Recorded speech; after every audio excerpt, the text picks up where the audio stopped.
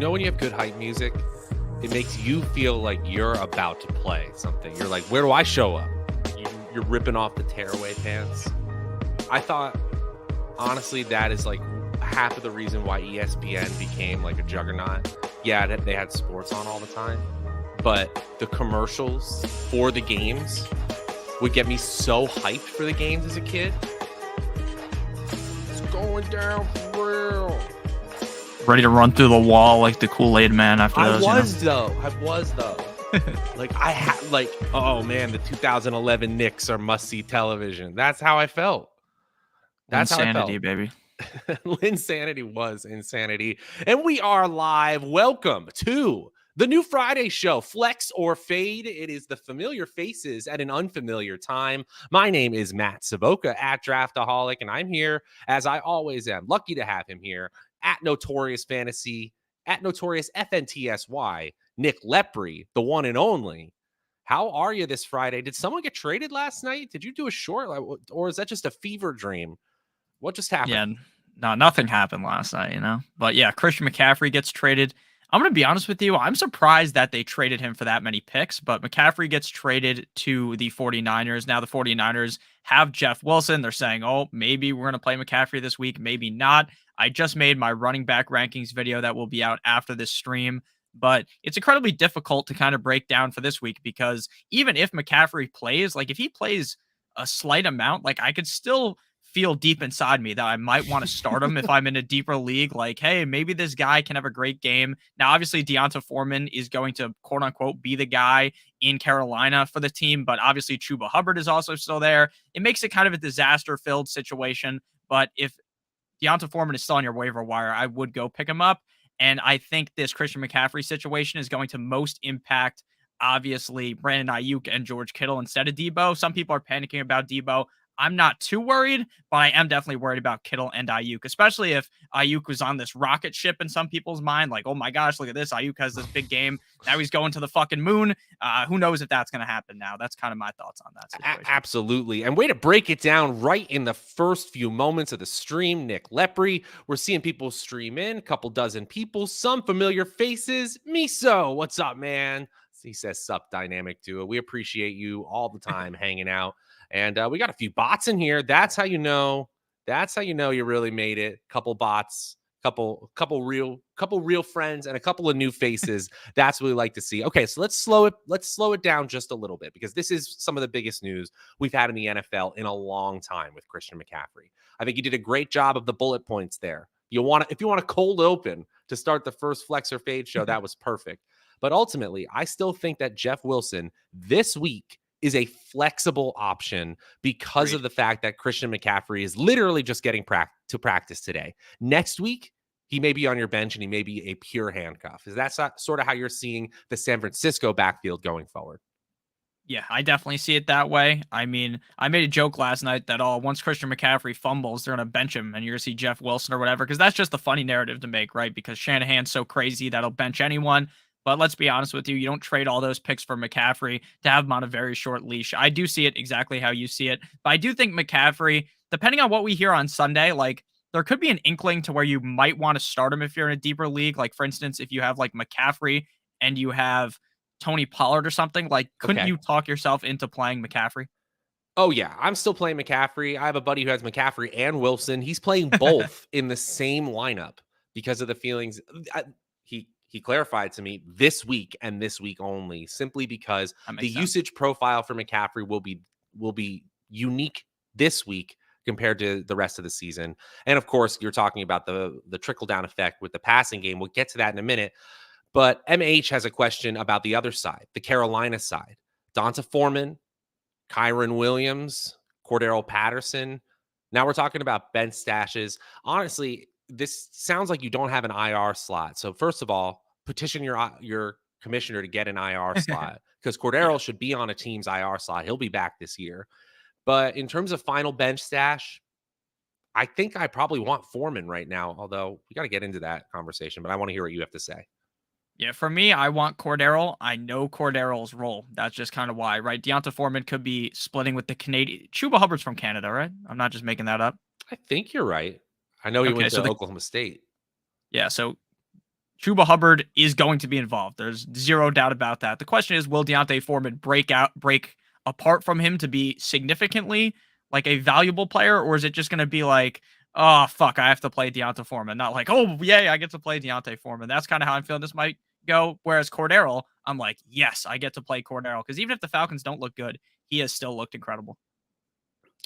Cordero was the best part of that offense so far. And while Yeah. the rushing upside has been there for Marcus Mariota and the rest of the rushers there, who are league average at best, Cordero Patterson was kind of a star before he got hurt. I'm hoping we can see him back from IR in just a couple weeks. So that would be number one, then Donta Foreman, then Kyron Williams.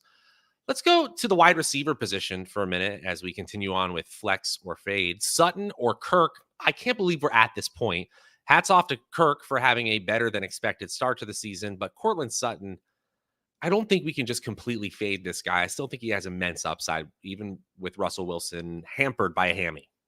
So do I, but I think I'd go with Christian Kirk, to be honest with you. I just feel a little bit more comfortable with him. He started off the season on fire, kind of trickled off a little bit, but heated up a little bit last week. I just feel more comfortable playing him against Sutton. Sutton's the better player. If you're saying, oh, who's the better player? It's Sutton. But you got to think about the situation at this point and the fact that Sutton might be getting covered by Sauce Gardner, and Sauce Gardner has been lights out. One of the best corners in the league, in my opinion. That is actually true.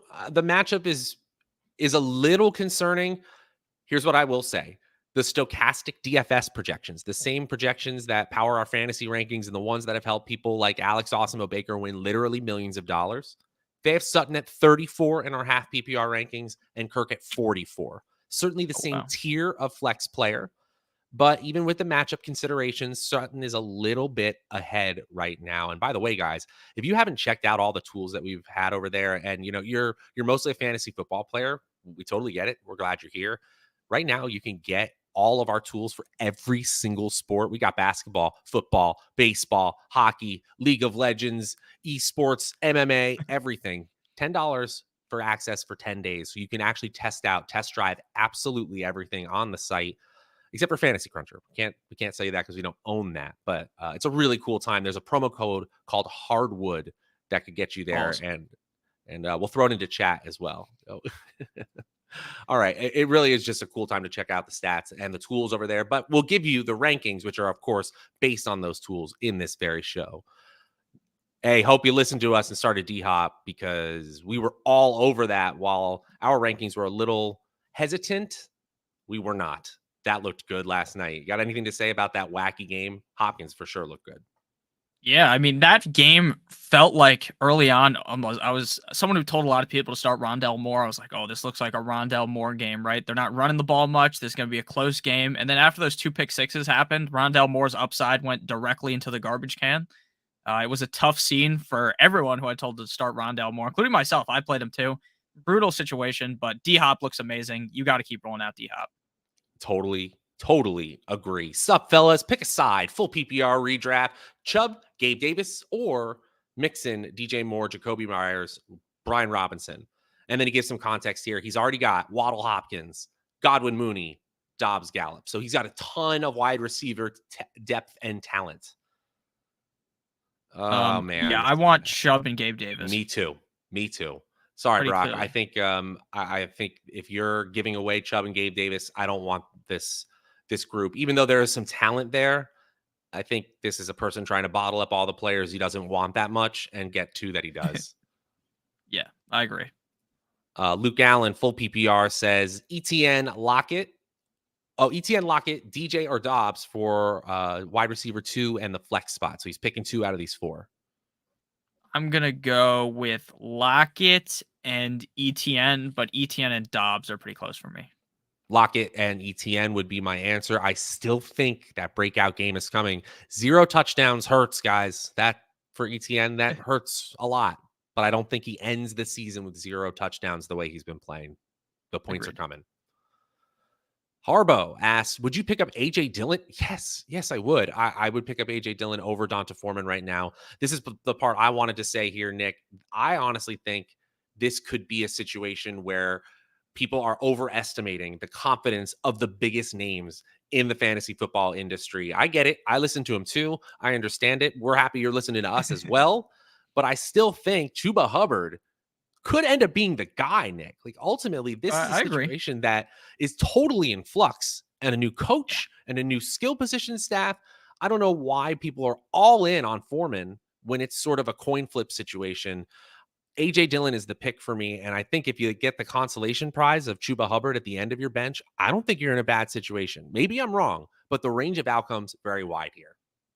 Yeah, I agree with you. I mean, Foreman, like you said, I kind of said the same thing. Like, Hubbard could be the guy easily. I'm not saying that he is right now. I think Foreman's more talented, but that doesn't mean shit 3 weeks from now if Chuba Hubbard's getting the carries. So, and this could just be a brutal 50-50 split where you don't want to start any of them. So I'd rather just have Dillon. Dillon would be a top 10 back if Jones got hurt. Knock on wood. Obviously, I don't root for injuries, but Mhm. like the situation just seems a lot better. I Potential situation. Yes, the potential situation seems a lot better. Miso has a question for us today. What's up, man? Hope you're doing well. Starting the weekend off right. Schultz or Everett this week? Both have good matchups. Schultz should have Dak coming back. Yes, he should. But just coming off an injury and still not 100%, half PPR, he gives context. First thoughts there, Nick? Yeah, I'm going Everett. I think Schultz's injury might be a little bit more serious than people think. Now, again, I think Schultz is going to bounce back with Dak. I mean, I was big into Schultz in the offseason. I have him in a lot of my best ball teams. I don't have him in any redraft teams because people were just pumping the tight ends up too much. But in those best ball drafts, I have so much of him. He's been bad this year. So I'm going Everett this week, but that doesn't mean I'm closing the door shut on Schultz. I think the door is just beginning to open, if I'm being honest.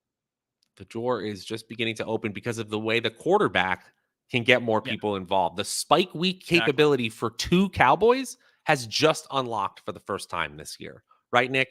The I Cooper agree. Rush held the team over well, but the idea that two Cowboys were going to break out and have a spike game, have a ceiling potential game, just so low. Now at least Yeah, we can get two, maybe even three on a good day. PPR, I just got offered Devonta Smith, Swift, and Waddle for Diggs and Najee. This is a fair trade.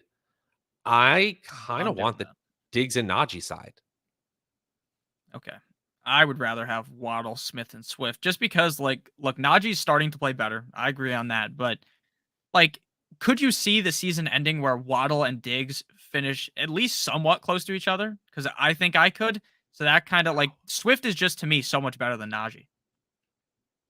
That's just how I see In it. terms of pure talent, yes, but Swift keeps getting vultured at the goal line. He's not 100% healthy. Zeros don't help us on the bench. Devonta Smith is also on a team that runs the ball with their quarterback and running back, of course, and has Yeah. AJ Brown.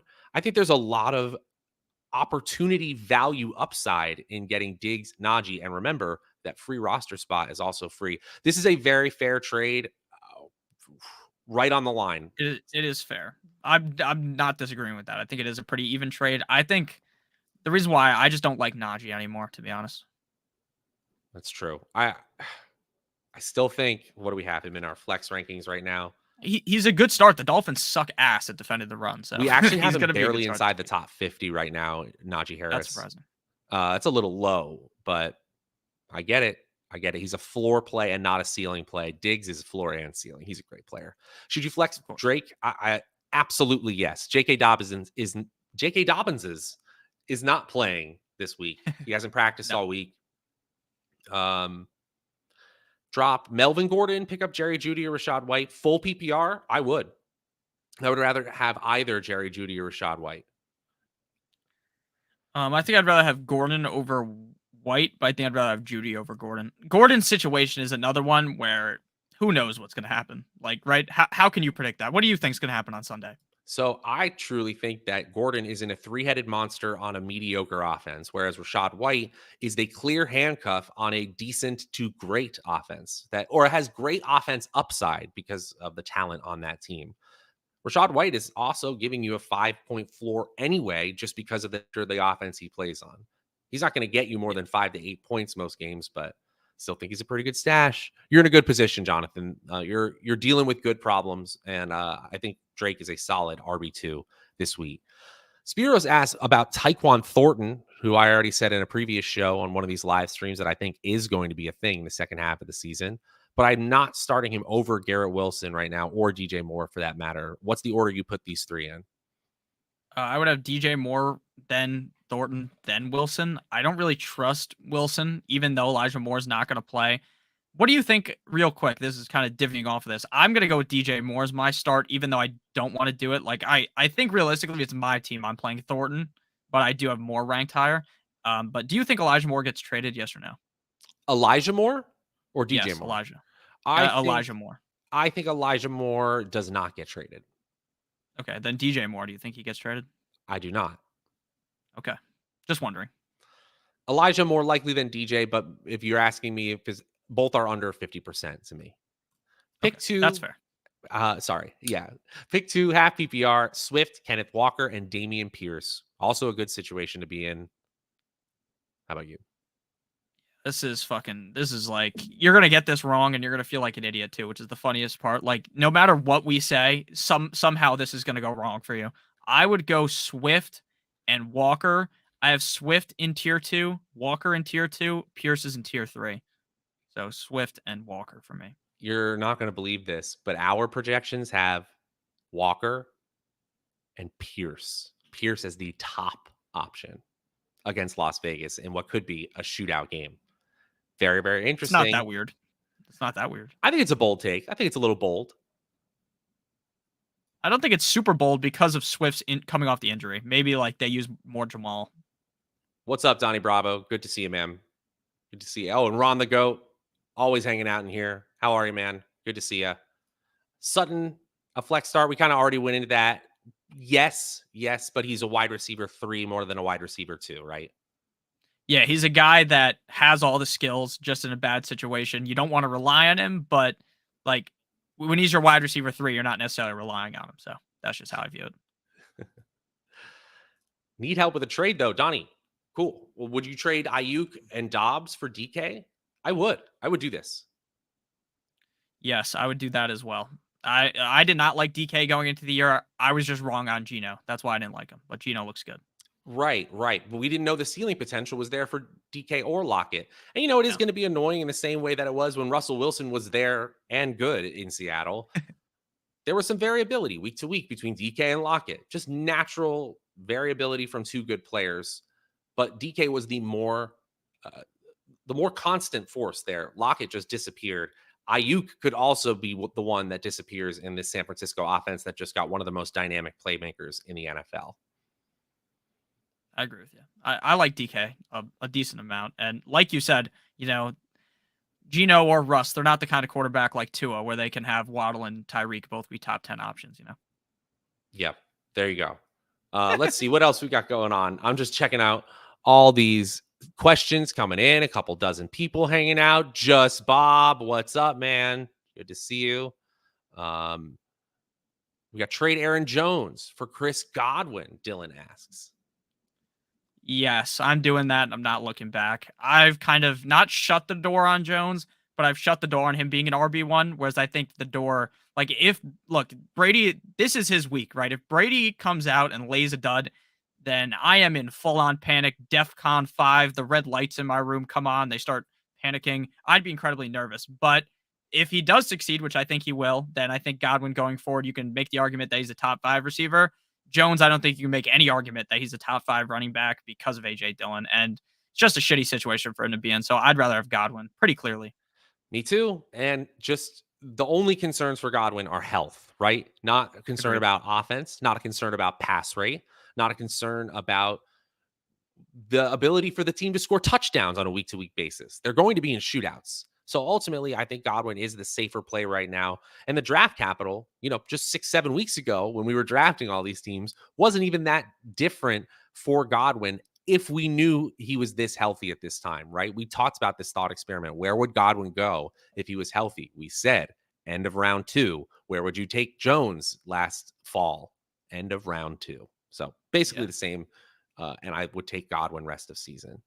Full PPR. 2 wide receiver, 2 running back, 1 flex. Swift, Pierce, Fournette, Stevenson. That's a solid core. Pittman, Chase, Higgins, St. Brown. All right. I'm going with Fournette, Stevenson, Chase, St. Brown, and Swift. So here, I got to ask you then. You don't think Dameon Pierce is a concern for Ramondre Stevenson this week. You think he's the guy now?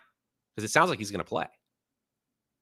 You think he's going to play? Yeah, the things I'm reading, it sounds like Damian Harris expects to play this Monday, I Okay, should say. well, to be honest, the problem is I just don't trust whatever the Patriots say because for weeks, oh, Mac Jones questionable to play. We know Mac Jones isn't going to play. That's just my thoughts on it. So if Damian Harris does play like on Sunday, it's a little bit more clear. Then I don't play Stevenson. I play Pierce.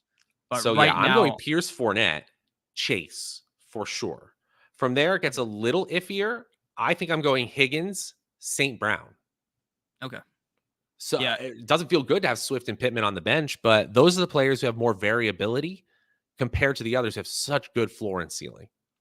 yeah. So Henry, what I would also suggest is I don't know if you agree with this. Maybe try to trade either Chase or Higgins. Like in a best ball league, it makes sense, but in redraft, it's really like if the Bengals fail, like you're really down bad, right? hmm I think having these stacks matter. I should say the stacks can help more in the beginning of the season. And as I get closer to the end of the year, I want to avoid the stacks because if I get a down week in the playoffs, I'm done. I'm done. So you Yeah. can't ride the wave like you can during the regular season when just general points can get you so far, regardless if it goes up and down on the roller coaster. ETN or Aaron Jones for you this week? Jones, and I hate saying that because I don't trust him anymore, but it has to be Jones. I mean, the Commanders' defense isn't very good, so you could, if there's ever a game for Jones, it's here. We've got Jones 20 spots ahead of ETN in our flex rankings. Our latest Nice. flex rankings doesn't include the Thursday night players in our latest run. So it just gives you an idea. These are a totally different tier of player for us. Come back to us on Monday. By the way, we got that Monday recap show. I'm very excited to debut. Basically, this time on Monday, we're going to be just talking about the Sunday games, what we learned, giving a first take about the waiver wire, and getting ready for Monday Night Football as necessary. And of course, as always, answering your questions. We've only got about 5 minutes left in this fine rapid fire flex or fade show. I'm having fun with the consonants. It's really getting me today. But before I go any further, I do want to tell you about the banner at the top of the screen.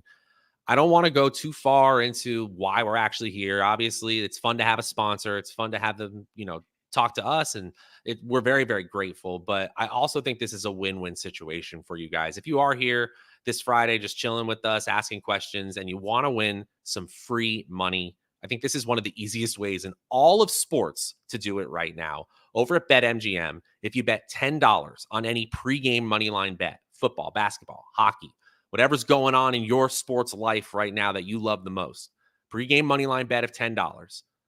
If someone scores a goal in the NHL, like 100% chance that happens, you get $200 in free bets. So if someone walked up to you on the street, they said, "Hey, man, if I can take $10 from you, I'll just hand back $200 right now." Would you do that? You'd probably give them a weird look. You'd probably like shoot them the Lepri look, like, but you'd probably do it. And so click the link in the video description below. Get started today. And if you want to ask Nick at Notorious FNTSY or me at Draftaholic, the best way to get started with those bets, we're absolutely happy to help you, point you in the right direction. It's a really cool time to get started over there. Check it out while you can. Okay, back to the great stuff you've got going on today. Matt Wickles asked 2 QB, 2 RB, 2 wide receiver, 1 flex, and he kind of lists out the team here. So he's got Burrow, Ryan, Carr. Let's start there. Who are you going with the 2 quarterbacks? I'm going Carr and Burrow pretty easily. Matt Me Ryan too. had a great game last week, so I'm not disrespecting Matt Ryan, but he's just not in the same tier as those guys. And it's the Texans defense we're chasing as well, who have been a little bit better against the pass, but still below league average. So I do think that's where we're going. Matt Ryan, I will say, throwing 55 plus times a game will help you when you can't run at all. Now let's go to the 2 running backs. Oh my gosh, this team is loaded. So you're starting Henry, Eckler, and Barkley. And so I've just gobbled up the flex. That part's easy, right? Of course, yeah. Okay, Don't even cool. think twice about that. And then now it's down to 2 wide receivers from Sutton, Godwin, Dobbs, and Ayuk. And I think this is kind of easy too. It's Sutton and Godwin. Okay, I agree with you, but I think I might consider Dobbs ahead of Sutton if you're hunting for points, like because I think Dobbs could go berserk against the Commanders, and I think Sutton's Okay. just going to be kind of 12 points. Again, that's not bad, but I don't think he has that explosive game this week. Our rankings, our median projections, again, that's the most likely thing, not the true ceiling, have Mhm. Sutton, Ayuk. Nope, I'm wrong. Sutton, Dobbs, Ayuk. So Gotcha. there you go. You are starting Godwin at that wide receiver one spot, in my opinion. It's a pretty good looking Agreed. team, Matt. You should be proud of yourself. Uh, is Stevenson a confident flex play, even with Harris possibly coming back? Yes. I mean, he was a fine flex play when Harris was playing, so I would have to say yes. I hope you're right. My gut says fade. Our projections say you're right, that he's still the best play there. And certainly from an elusiveness standpoint, he's looked like the best back in that backfield. Honestly, the best back in the New England system in a long time. I agree Thoughts? on that. Yeah. Thoughts on CEH this week? Or should I take a look at Foreman, Chuba, Damian Harris? No, you're starting CEH, I think.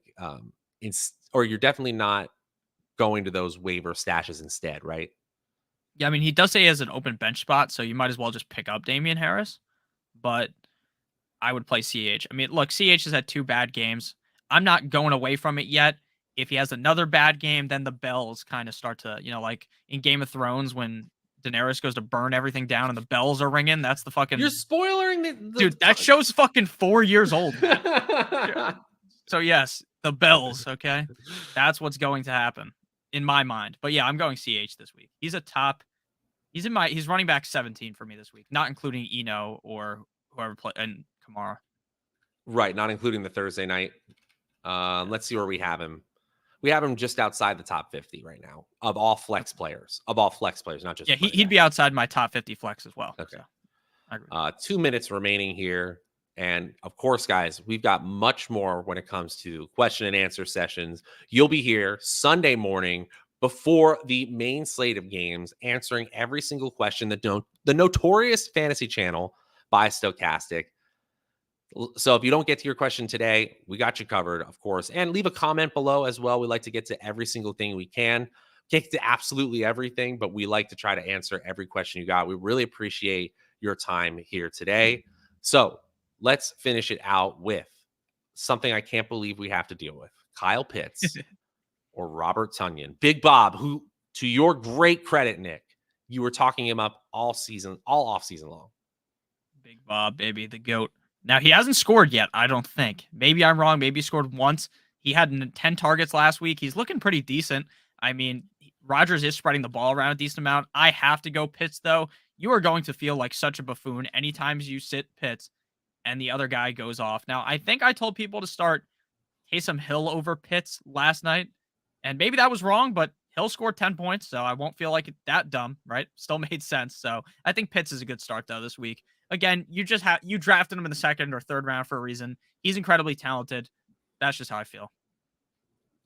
Robert Tunyon isn't a bad play. I think He's not. Pitts is higher in my rankings, He just is for like me. you. But Notorious, man. In targets per route run, Robert Tunyon is fourth among all tight ends. He's ninth in total targets, and that's before he didn't have more than a 40% snap share until week 3. He is getting up there in expected fantasy points per game. It's still Kyle Pitts by a nose for me. Dude, this was so much fun. A 30-minute rapid fire question and answer sesh brought to you by our friends over at BetMGM. Remember, leave a comment below if you got any words for Nick or myself, any start sit questions. And of course, if you want them answered live by the man himself, the man, the myth, the legend, Nick Lepri. He will be back on Sunday morning leading up to kickoff right here on the Fantasy Football Channel or on the Notorious Fantasy Channel. We got a cool simulcast situation set up. We appreciate you guys hanging out. Nick, where can the people find you this weekend otherwise? I know you got a video coming out soon. Yeah, find me on Twitter at NotoriousFNTSY. That's honestly the best way to figure out when my videos come out, unless you have the bell on for both these channels, because I tweet out Which you all the should. videos, all the streams. Yeah, make sure you hit that bell as well. Hit the like button, hit the subscribe button. These streams are always fun. We'll be back. I will be back on Sunday, but me and Matt will be back together on Monday. Correct? Yes, sir. Yes, doing our week 7 review show. Obviously, we can't review a game that didn't happen on Monday Night Football, but I'm sure there won't be too much to break down when the Bears get the break speed off of them. So I hope that you guys enjoyed today's stream, and make sure you do follow both of us on Twitter. I always try to tweet out as many memes as possible. Last night I tweeted out that video of Kyler yelling at Cliff, and it was like when your parents take away your Xbox. Oh gosh, and Call of Duty ads were going all night long. I'm nervous. I'm nervous. This was a whole lot of fun, Nick. As you said, follow him at Notorious FNTSY. I'm Matt Savoca at Draftaholic. Until Sunday on the Fantasy Football Channel. We'll see you guys later. Adios.